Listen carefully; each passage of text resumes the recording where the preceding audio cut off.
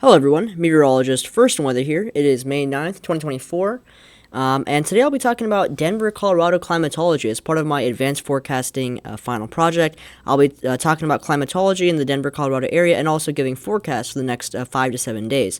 So let's get started. First off, let's look at the elevation map for the Colorado and wider Great Plains and western U.S. area, and you'll see that the main kind of theme here is increasing elevation as you head further west. So when you start out in Kansas City, your elevation is around 1,000 feet, and gradually your elevation increases as you go to the west, approaching 5,000 feet in Denver. Hence the name Mile High City. And then the unmistakable Rocky Mountains right to the west of Denver, stretching all the way from Wyoming down south into northern New Mexico. These mountains have a huge impact on the weather and climate over the Denver region. And then to the west of Colorado, you have a continuation of those high elevation regions stretching all the way back into Nevada. Now, taking a closer look at the Denver metro area, you can see we have a sort of very abrupt change in elevation as you reach those Rocky Mountains. So, for example, Boulder, Colorado, which is right on the foothills, sees much different weather than, say, Denver, and Denver sees really different weather from the International Airport, which is about 30 to 40 miles northeast of the city. So, very big changes in elevation with a short amount of distance does predictably lead to very dramatic changes in annual climate based on where you're located at. So now let's look at the climate classifications for the state of Colorado. This right here shows the classification based on 30 years of climate data going back till 1991. And you'll see that, of course, the Rocky Mountains are in your bluer shadings, which indicate much colder, much snowier climates, while Denver is in that very abrupt sort of transition zone. You can see the airport actually is in the CSB classification, which is warm summer Mediterranean. But then quickly, as you go to the west, near the western part of Denver downtown, you go into the CWB, which is subtropical highland, or humid subtropical even. So very quick changes in the classification over just 40, 50 miles. But this might be a bit misleading as well. While it might say humid subtropical, the Denver region does also see very cold temperatures as part of its higher elevations, especially in the wintertime. So now let's take a look at the 30-year climate normals for precipitation and high and low temperatures.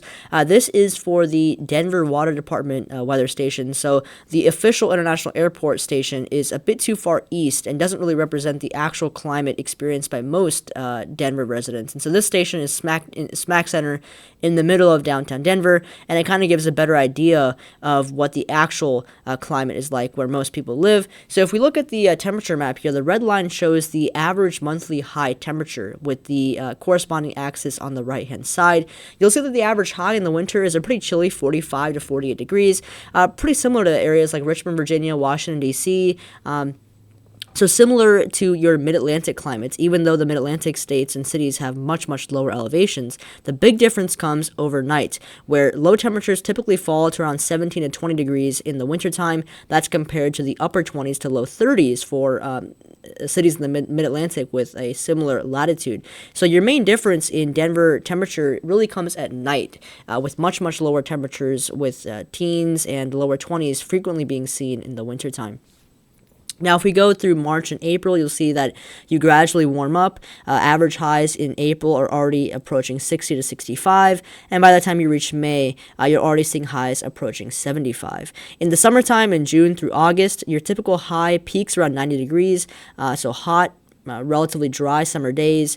Lows overnight staying pretty comfortable, falling down to the upper 50s to low 60s, courtesy of your lower dew points in the Denver region, helping things to cool down a bit more at night. And then finally, as you go into the fall months, you'll see highs gradually reducing, reaching the 50-degree mark by mid-November. In terms of low temperatures, again, you see very cold conditions in the wintertime, upper 50s, low 60s in the summer, and then also in the fall as well. You see lows reaching the 30-degree mark by the middle of November as well. Now, for precipitation, you'll see a very interesting trend here. You have a peak in average monthly precipitation from March through May through June, with your highest average monthly precipitation being during the month of May. There's a few reasons for this, but one of the biggest ones is just the orientation of the jet stream. You have your shifting of your polar jet, your subtropical jet. You have more moisture due to warmer temperatures. You have much more cyclogenesis and mid-latitude cyclones that come closer to the Denver area, bringing much more ample precipitation. So now here's a look at the average annual snowfall. I don't really want you to focus too much on the number here due to sort of the observing methodologies of the station. What I want you to realize is the sort of abnormal peak and is to when the snowfall peaks during the winter season in Denver. And what might really stick out to you is that Denver sees around 2 inches of snowfall every October, which is very early compared to most other cities of similar latitude. And their average snowfall peaks, surprisingly enough, in March. So Denver typically sees some of their biggest snowstorms in the early spring months, which is kind of very different from what most people have perceptions of. You would think highest snowfall would be in the wintertime, but actually for Denver, this commonly occurs in March and even April with 1 to 2 foot storms, not unheard of in the early and middle parts of April.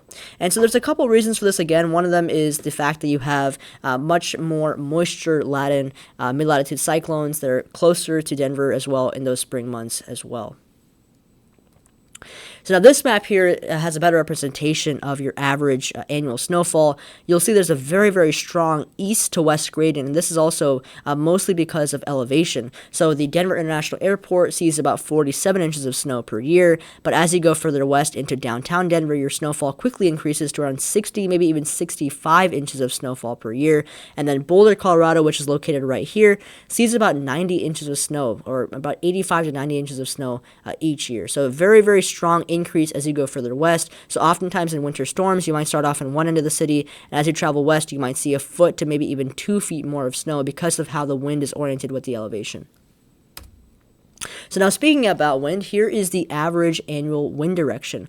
The most common direction is from the southwest, but you do also see a peak in northerly wind direction in the early spring months, but overall the peak wind direction most commonly is seen from the west to southwest in the Denver area. Now, what about humidity levels? So this chart right here is from WeatherSpark looking at Denver International Airport data, and this just goes to show how dry Denver is compared to most other areas in the eastern part of the country. This is what many people or tourists first notice when traveling to Denver, is just how comfortable things are, even when it might be relatively hot on the thermometer. Dew point conditions are most commonly below 55 degrees, which is comfortable, besides for a very small part of the year in July and August, when conditions might just get slightly humid for just a handful of days here. And looking at cloud cover, pretty similar story. Denver is a pretty sunny city. Even in the wintertime, conditions are overcast only about 30% of the time. And in the summer, fall, and most of the year, really, you have pretty good odds of seeing clear to mostly clear to even partly cloudy skies. So for those that love the sun, Denver is definitely a good place to be. So now let's talk about some of the more interesting aspects of Denver climatology, and that's the fact that Denver and areas just to the northeast of it are in a peak climatological zone for tornado activity, and that's due to several factors here, one of them being the close proximity to multiple colliding air masses, warm, moist air from the Gulf of Mexico, cold, dry air from Canada, but also the elevation and the unique terrain features of northeastern Colorado, which I'll get into shortly. But as you can see here, Denver does typically see quite a few days that have tornadoes, especially as you go into the northeastern part of the state where favorable flat terrain and other various elevation features can really sort of create an enhanced zone for storms to produce tornadoes. And one of the reasons here is the Denver Convergence Vorticity Zone, or the DCVZ. This graphic here is courtesy from Denver CBS4. And essentially what's going on here is you have the terrain of the Rocky Mountains to the west, and you have various ridges and essentially valleys all along Denver, like the Palmer Divide here, and those kind of creating air masses and that converge and spin. And as you have these thunderstorms form and the various cold pools that are released because of them, those interact with those various elevation features to create areas of enhanced shear, especially once you reach the Denver International Airport area. So ironically enough, Denver Airport was built in one of the most unfavorable locations for air travel, as they frequently have to shut down due to the risk of supercells in the vicinity. Here's another look at how some of the ways elevation can play a role in Denver's climate. So one of the big things in the summertime is a cross pressure gradient flow with a high pressure to the west and a low pressure to the east. And this creates airflow that goes over the mountains down into Denver. And this is called the Chinook wind profile, where air warms adiabatically, leading to a very sudden spike in temperature over Denver. So you might see temperatures spike to 90, 95, even 100 degrees in a matter of a couple hours, even if the synoptic conditions might not really support that without the presence of the mountains. And so the mountains can have a huge impact on Denver's weather in the short term. And some other factors here are the Cheyenne Ridge and the Palmer Divide. Like I said before, the Palmer Divide can be a spark for supercells and thunderstorms in the Denver region. The Cheyenne Ridge can be a cause for seeing reduced snowfall totals in areas north of Denver. And the foothills are a very big sort of mechanism to see enhanced snowfall in areas to the west. So this is one reason why areas to the west of Denver see much more snowfall than areas to the east. One of the more common ways snowfalls in Denver is easterly winds. As those easterly winds combine with the foothills and rise, that creates condensation and adiabatic lift.